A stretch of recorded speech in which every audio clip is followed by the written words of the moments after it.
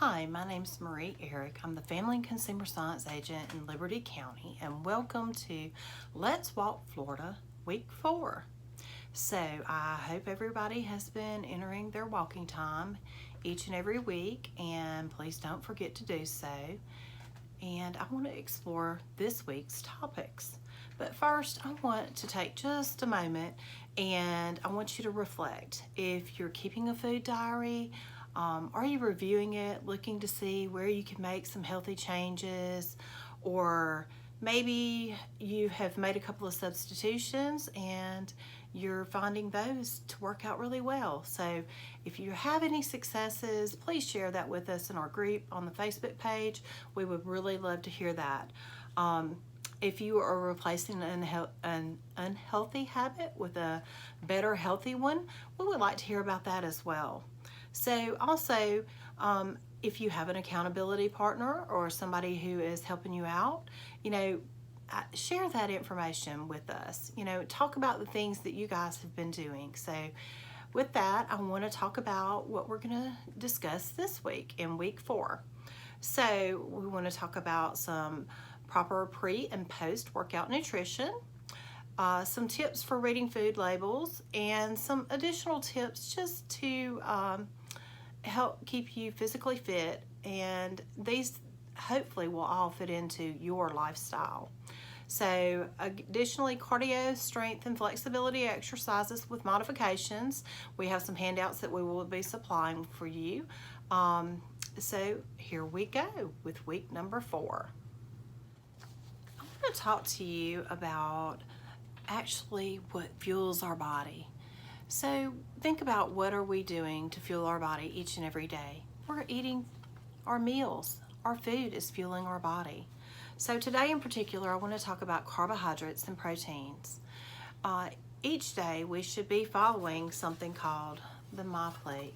And you're going to have half of your plate filled with fruits and veggies. You will have 1/4 of your plate with protein, and then you will have over here, you will have your starchy items. So that could be potatoes, rice, whatever. And also don't forget that on this plate it's not included, but you do have a serving of dairy with each meal. So I just want you to understand that of this plate, you're going to get some carbohydrates maybe here from your brown rice, but also in these fruits and veggies, they're going to have some carbohydrates as well. I want to talk to you about actually the food you eat before and after you exercise.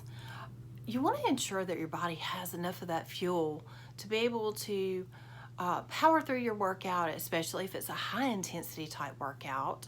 And then also aid your body with recovery and fueling those muscles that you just worked so incredibly hard. So we need to think about how we do that. In particular, I want to talk about carbohydrates and proteins. So after you have exercised at a high level, you really do need to refuel the body. Protein will help with repairing the muscle that you just used and also building new muscle, while the carbohydrates actually replenish all the energy that you just used. A general rule of thumb for a recovery snack after a high intensity vigorous workout would be a product that would be about a 3-to-1 ratio. So 3 grams of carbohydrates for every 1 gram of protein, so to speak. So I looked around just trying to figure out what I would choose in my refrigerator.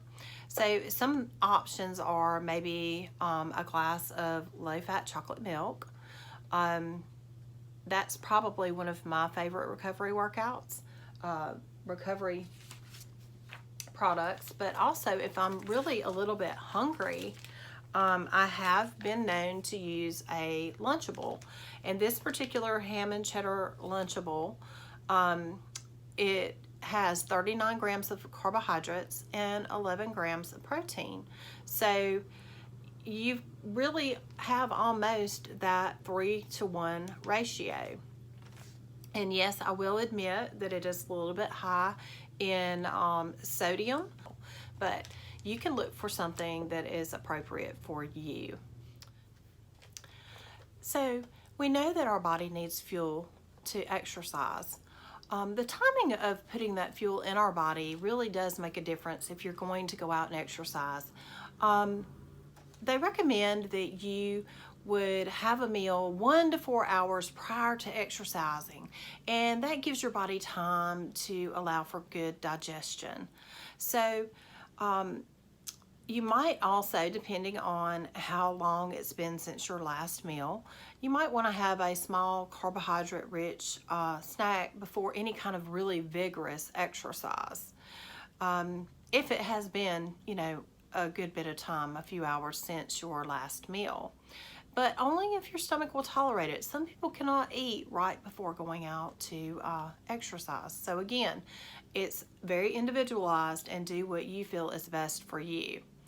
I will say that the closer it is to your exercise, I would say the smaller the amount that you should ingest.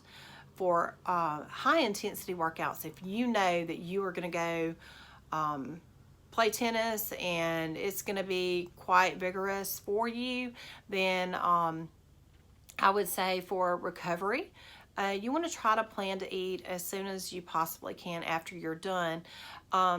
But also, again, that is individual if your body will allow you to go and eat, within that hour after you finish exercising. Obviously, you want to cool down. You don't want to go in and try to eat something really heavy if it's hot. But again, that goes back to that carbohydrate protein balance, about 3 grams of carbohydrates per 1 gram of protein. So if it's a lower intensity workout, so maybe you're going to go your 30-minute walk with your walking partner, and it's a moderate exercise but not real intense, then I would say listen to your body. And if you feel like you need a little bit of extra fuel, then absolutely go find you a nice snack. Otherwise, just listen to your body and recover. Make sure you're drinking your water and move on from there. I want to give you a few tips for looking at food labels and nutrition labels. The first thing that people really should do is to think about the serving size. So I have a box of cereal. I'm not endorsing any one particular product, but this is just out of my supply of teaching tools that I have here in my office. And so on this particular nutrition label, it has 2 columns. One is actually the product, and this, because it is a cereal product, it actually has a nutrition fact label for if you utilized a half a cup of skim milk with this 1 serving of the cereal. So 1 serving is 1 cup, and that's a pretty generous serving for a cereal. And for that 1 cup, you get a total carbohydrate of 51 grams, and you'll get 6 grams of protein.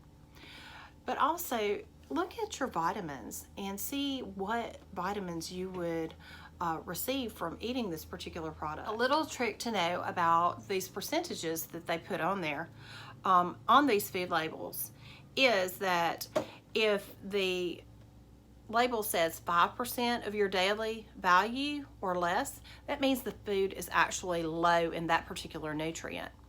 And if it has 20% or higher, then it actually is high in the content of that particular nutrient. So vitamin A in this particular food product is at 10%, so that would be a moderate amount. Just be cautious when you read a food label.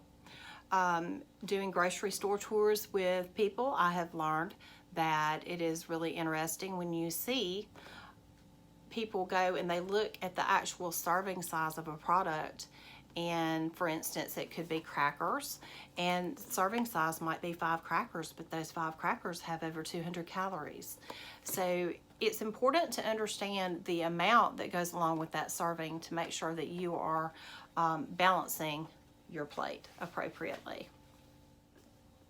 remember when you're looking at your different food labels that you really want to incorporate foods that are high in calcium, that's really good for building your bones.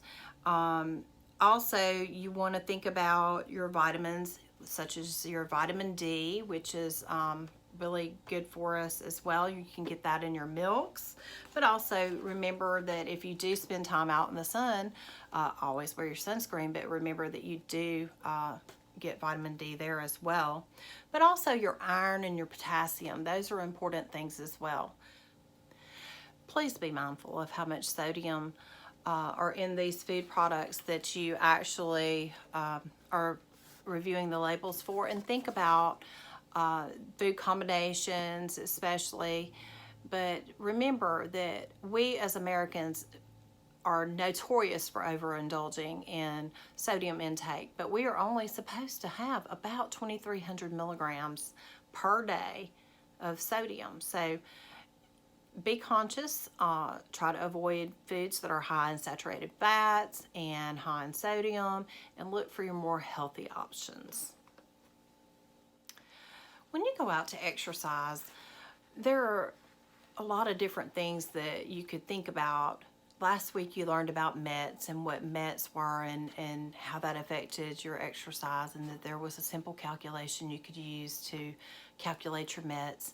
But there is also a way that you can determine how hard you're working, and it's called the talk test. So it's really very simple.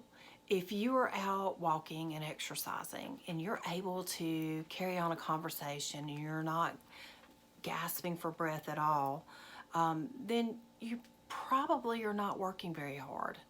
So a moderate intensity activity with the talk test would be that you could talk, but you couldn't sing. So that's likely a moderate intensity. So as you're walking and you're talking with your support partner in this process, you would be able to talk, but you wouldn't be able to sing a song. But if you were exercising vigorously and it was an intense activity, so maybe you walk for 5 minutes and then maybe you guys jog for a minute. That vigorous activity, you might be able to say a couple of words, but you would need to take a breath in between. So that would be more of a vigorous intensity activity. So again, to recap, the talk test is a real simple way to determine how hard you're working. A moderate intensity exercise, you would be able to hold that conversation, but you would not be able to sing a song. Vigorous intensity exercise, you would be able to say a couple of words, but then you would have to take a breath. Thanks for participating in Let's Walk Florida. Please post on Facebook, ask any questions you like. We'd be happy to hear from you.